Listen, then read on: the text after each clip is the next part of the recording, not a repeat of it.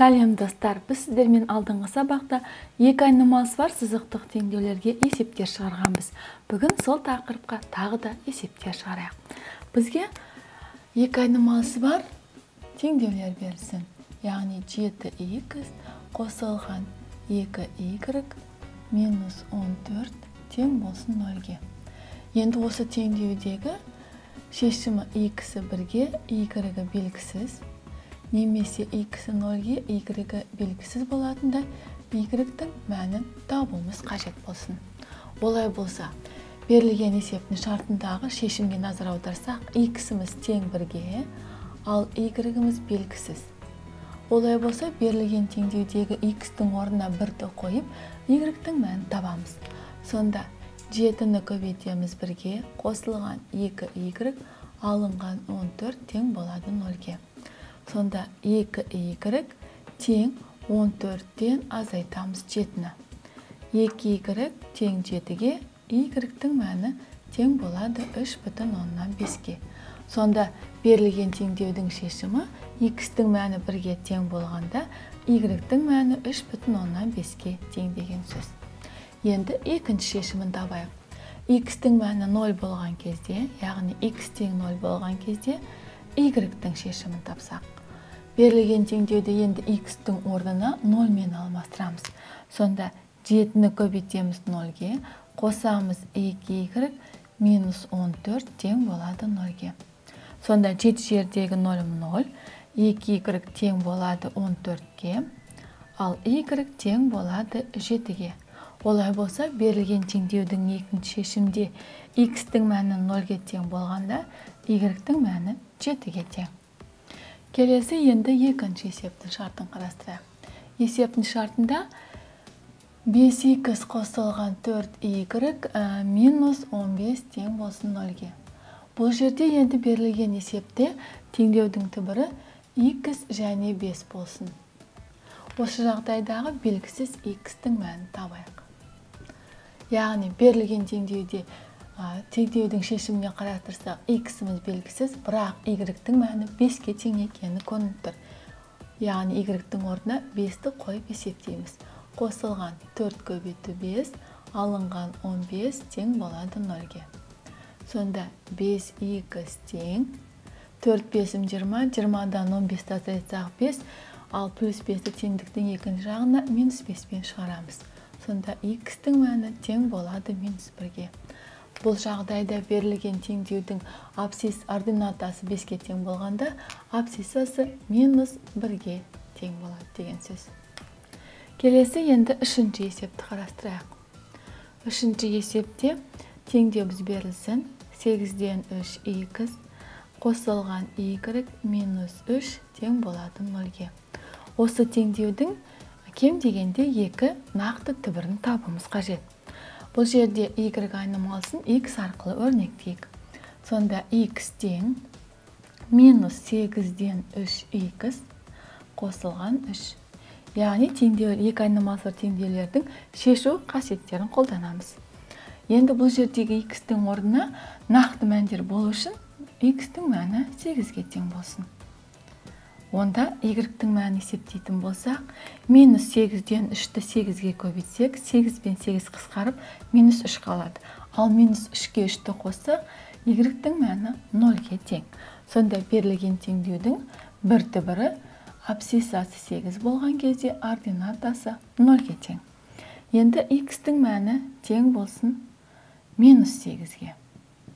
Яғни минус 8-ден 3-ті минус 8-ге көбейтсек, 1 қалады, 8 пен 8 қысқарып, 3 қалады. 3-ге 3-ті қоссақ, 6-ға тең. Сонда y-тің мәні 6-ға тең. Олай болса, берілген теңдеудің екінші түбірі x-і минус 8-ге, y-і 6-ға тең болатын мән болып табылады. Келесі төртінші есептің шартын қарайық. 7-ге бөлгенде қалдығы 2 болатындай, ал 8-ге бөлгенде қалдығы 1-ге тең болатын ең кіші натурал санды табуымыз қажет. Олай болса, есептің қысқаша шартын жазайық. Белгісіз санды x деп белгілеп, оны 7-ге бөлгенде белгілі бір сан шығады, бұл кезде қалдығы 2-ге тең. Ал осы санды 8-ге бөлгенде тағы да белгісіз y мәні шығады, оның қалдығы 1-ге тең. Олай болса, осы алынған мәліметтер арқылы теңдеу құрастыратын болсақ, x тең 7y-ге 2 қалдықты қосқанда x-тің мәні шығады. Екінші, x тең y пен 8-ді көбейтіп 8y, оған қалдық 1-ді қоссақ, x айнымалы шығады. Бұл жерде берілгенде екеуде 2 айнымасы бар сызықтық теңдеу, олардың теңдігінің бір жақ бөлігі x-тегі тең болғандықтан, екінші жақ бөліктен теңестіреміз. Яғни 7y қосылған 2 тең 8y қосылған 1-ге тең. Бұл теңдеуді шешу үшін екі жақ бөлігін айнымалыларды бір жаққа, ал тұрақты санды екінші жаққа шығарамыз. 7y-ден азайтамыз 8y-ді, тең 1-ден аламыз 2-ні. Сонда минус y тең минус 1-ге. Олай болса, y-дің мәні 1-ге тең.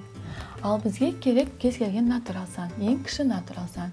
Y-дің орнына 1-ді қойып, бірінші теңдеуден x-дің мәнін тапсақ, 7 бірім 7, ойда қойған қалдық 2-ні қоссақ 9. Екінші теңдеуге де y-дің орнына 1-ді апарып қойсақ, 8 бірім 8, яғни 1-ді қоссақ 9. Сонда ең кіші натурал сан берілген 9-ға тең деген сөз. 9-ды 7-ге бөлсек 1 шығады, қалдығы 2. Ал 9-ды 8-ге бөлсек 1 бүтін шығады, қалдығы 1-ге тең. Келесі енді 5-ші есепті қарастырайық.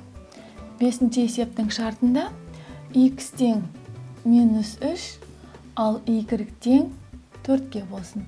Ал берілген 2 айнымасы бар сызықтық теңдеуімізде ax қосылған 3y минус 6 тең 0 болсын.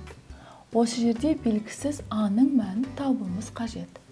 Олай болса, берілген теңдеудің шешімі x минус 3, y 4, берілген теңдеуді x-тің орнына минус 3-ті, y-тің орнына 4-ті қойып алмастырамыз. Сонда бізде минус 3a қосылған 3 көбейту 4 алынған 6 тең болады 0-ге.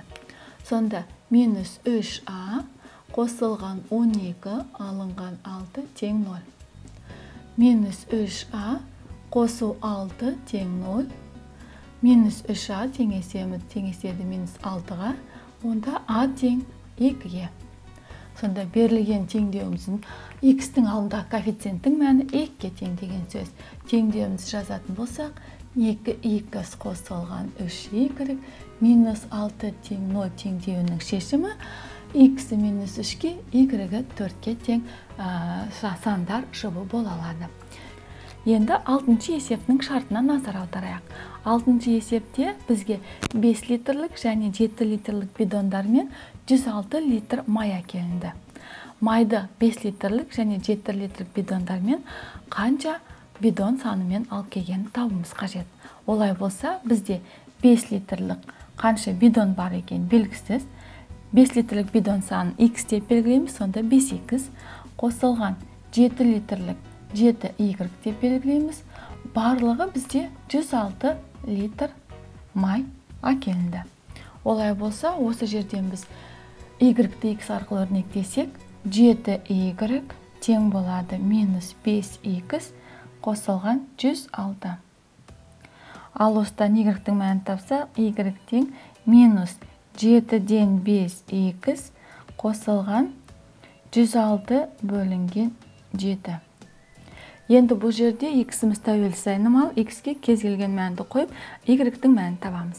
Егер x-дің мәні тең болса 10-ға, онда y-дің мәнін есептесек, y-дің мәні x-дің орнына 10-ды қойып, 10 мен минус 5-ті көбейтсек минус 50, минус 50-ге қоссақ 106-ны 56, 56-ны 7-ге бөлсек 8.